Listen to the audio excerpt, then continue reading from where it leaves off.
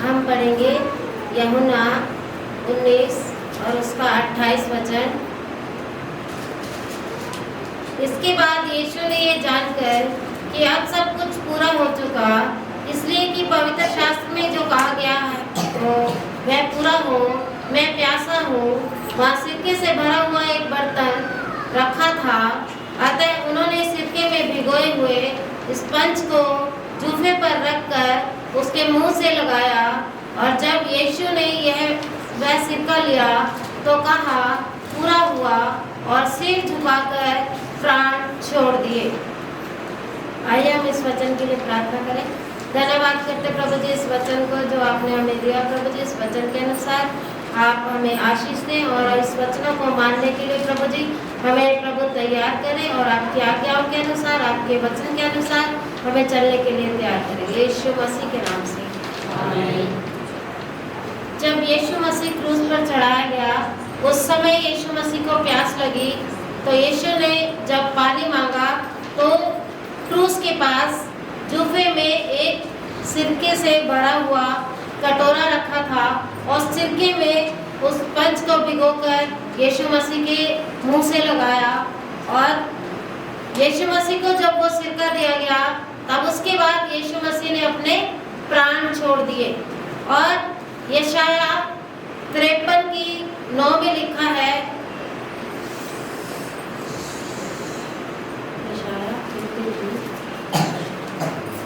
3 और 4, 53 हाँ जी 53 इसका 3 और 4। फटाफट। वह दूर जाना जाता और मनुष्यों का त्यागा हुआ था। वह दुखी पुरुष था, लोग उसकी जान पहचान थी और लोग उससे मुंह फेर लेते थे। वह दूर जाना गया और हमने उसका मूल्य न जाना। निश्चय उसने हमारे लोगों को सह लिया और हमारे दुखों को उठा लिया, तो भी हमने उसे परमेश्वर का मारा कूटा और दुर्दशा में पड़ा हुआ समझा। परंतु वह हमारी ही अपराध। यहाँ लिखा, वह तुच्छ जाना जाता और मनुष्यों का त्यागा हुआ था। यीशु मसीह को कोई भी ग्रहण नहीं करता था। जब वह अपनों के घर आया तो अपनों ने भी उसको ग्रहण नहीं किया। और जब हम किसी को भी यीशु मसीह के बारे में कुछ संदेश देते हैं तो यीशु मसीह को जानने के लिए, उसे पहचानने के लिए लोग अपने आप को तैयार नहीं करते। और लिखा है कि रोग से उसकी जान पहचान थी।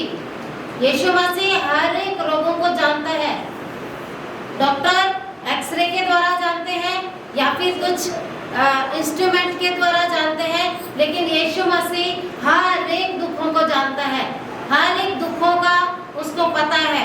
और वह दुखी पुरुष था, रोग से उसकी जान पहचान थी और लोग उससे क्या करते थे, मुख फेर लेते थे। आज संसार में भी यही है कि क्रिश्चियन लोगों को देखकर लोग ऐसे इधर से गुजर जाते हैं। और हम निश्चय उसने लोगों को सह लिया। हमारे ऊपर अगर छोटी सी भी बीमारी आती है तो हम क्या हो जाते हैं, परेशान हो जाते हैं कि अब क्या होगा, अब तो मैं नहीं बचूंगा, अब तो मैं मर जाऊंगा। क्यों? क्योंकि हम परमेश्वर के ऊपर, यीशु मसीह के ऊपर भरोसा नहीं करते। आप जानते हैं उस यीशु मसीह ने कहा कि जो भी परेशानी हो, जो भी कष्ट हो, जो भी दुख हो, वो आप यीशु मसीह से शेयर कर सकते हैं। यीशु मसीह आपको छुटकारा देने के लिए शक्तिमान है, वो दे सकता है। उसके पास कोई भी ऐसा कार्य नहीं जो वो नहीं कर सकता। वो कैंसर को खत्म कर सकता है, वो किडनी को ठीक कर सकता है, वो रसोली को खत्म कर सकता है, वो हमारे थायराइड को खत्म कर सकता है, हमारे शुगर को खत्म कर सकता है। कब कर सकता है? जब हम उसके ऊपर भरोसा करते हैं तब। यदि हम भरोसा नहीं करते तो प्रभु हमें चंगा नहीं कर सकता, क्योंकि हम भरोसा करते हैं डॉक्टर के ऊपर। डॉक्टर हमें ठीक करेगा। डॉक्टर के पास इतनी शक्ति नहीं है कि वो हमें चंगाई दे दे। चंगाई देना परमेश्वर के हाथ में है। और लिखा है 4th वचन में, निश्चय उसने हमारे ही रोगों को सह लिया और हमारे ही दुखों को उठा लिया, तो भी हमने उसे परमेश्वर का मारा कुटा और दुर्दशा में पड़ा हुआ समझा। हमने अपने मन में सोच लिया यीशु मसीह को ये सहना ही था। क्यों सह लिया यीशु मसीह ने? क्योंकि वो परमेश्वर की मर्जी को पूरा करना चाहता था, इसलिए उसने हर एक दुखों को सह लिया। आपकी अगर छोटी सी भी चोट लग जाएगी तो आप क्या हो जाओगे? परेशान हो जाओगे। यीशु मसीह को जब कोड़े लगाए जा रहे थे तो कम से कम 220 ग्राम उनके शरीर से मांस ऐसे निकलता था। तो यीशु मसीह को कितना दुख हो रहा होगा। हम उन बातों को याद नहीं करते। अगर हम उन बातों को याद करेंगे, हम भी यीशु मसीह के समान हर एक बातों को सहने के लायक बन जाएंगे। और लिखा है, वह दुर्दशा में पड़ा और पड़ा हुआ समझा। हमारे ही अपराधों के कारण वो घायल हुआ। यीशु मसीह को घायल होने की जरूरत नहीं थी। क्यों? क्योंकि हमने बहुत सारे पाप किए हैं संसार में रहकर। कुछ हम जानते हैं और कुछ अनजाने में भी करते हैं। तो उसी पापों के कारण यीशु मसीह घायल हुआ और हमारे अधर्म के कामों के कारण वो कुचला गया। अगर एक भी कांटा आपको चुभ जाएगा हाथ में तो कितना दर्द होगा, लेकिन यीशु मसीह के सर पे कांटों का ताज रखा गया। क्यों रखा गया? कि हमारे बुरे सोच विचार, बुरी बातें जो हमारे माइंड में आती हैं उसको खत्म करने के लिए।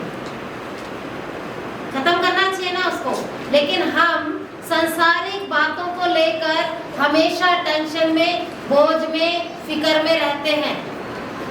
तो हमें अगर वो छोड़ देना है तो हम यीशु मसीह के साथ उसके दुख में हम सहभागी हो जाते हैं। परमेश्वर कहता है कि हे बोझ से दबे हुए लोगों, मेरे पास आओ, मैं तुम्हें विश्राम दूंगा। और ये भजन संहिता में भी लिखा है कि अपना बोझ यहोवा पर डाल दे। हम लोग क्या करते हैं? हमने किसी बात के लिए अगर प्रेयर कर दी तो फिर भी हम उसी बात को टेंशन में रखते हैं, उसको छोड़ते नहीं है। जब हम छोड़ देते हैं तब प्रभु अपना काम करता है। आज के गुड फ्राइडे के दिन में हम ये प्रभु की सारी बातों को याद करना है। उसको याद करना है कि कैसे उसने हमारे लिए मार खाई, कैसे उसने कोड़े खाए, कैसे उसने कांटों का ताज को पहना, हमारे गलत जगह में जाने वाले पैर, है ना, उसके लिए प्रभु यीशु मसीह के पैरों में कीलें लगी। और गलत काम करने वाले हाथ, इसीलिए तो हाथों में कीलें लगी। सारी बातों को प्रभु यीशु मसीह ने हमारे ही लिए सह लिया। तो हमें भी यीशु मसीह के समान अपने जीवन को, चाहे कष्ट आए, चाहे मुसीबत आए, चाहे कोई कलेश आए, चाहे बहुत बड़ी मुसीबत आ जाए, लेकिन हम परमेश्वर के समान बन जाएंगे तो हमें कोई भी एहसास नहीं होगा। आगे एक और वचन पढ़ेंगे, पहला कुरिन्थियों उसका 8 का 9।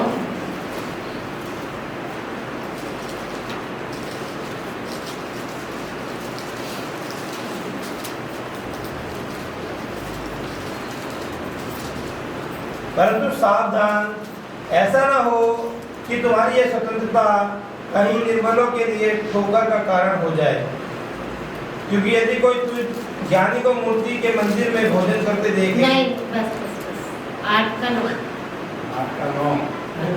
परंतु सावधान, ऐसा ना हो कि तुम्हारी यह स्वतंत्रता कहीं निर्बलों के लिए ठोकर का कारण हो जाए। हम अपने आप में सोचते हैं कि हम बहुत पवित्र हो गए, हम बहुत ज़्यादा अपने आप को घमंड में रखते हैं, और कभी कभी हमारे ही जीवन के द्वारा दूसरों को ठोकर लगती है। यीशु मसीह के ने कभी भी किसी के लिए ठोकर का कारण नहीं बना, लेकिन हम इंसान जो है बहुत सारे लोगों के लिए ठोकर का कारण बन जाते हैं। हमें उससे अपने आप को अलग करना होगा। और यीशु मसीह बहुत सारी बातों में हमें माफ करते हैं। कभी कभी हम सोचते हैं कि हम आजाद हो गए, यीशु मसीह ने हमें स्वतंत्र कर दिया, लेकिन स्वतंत्र तो कर दिया उसने। सभा उपदेशक 11 की लास्ट में लिखा है, हे जवान अपनी जवानी में आनंद कर, अपनी मनमानी कर, अपने अनुसार चल, लेकिन ये याद रख इन सब बातों का तेरा न्याय होगा। इन वचनों को के द्वारा प्रभु आपको आशीष दे।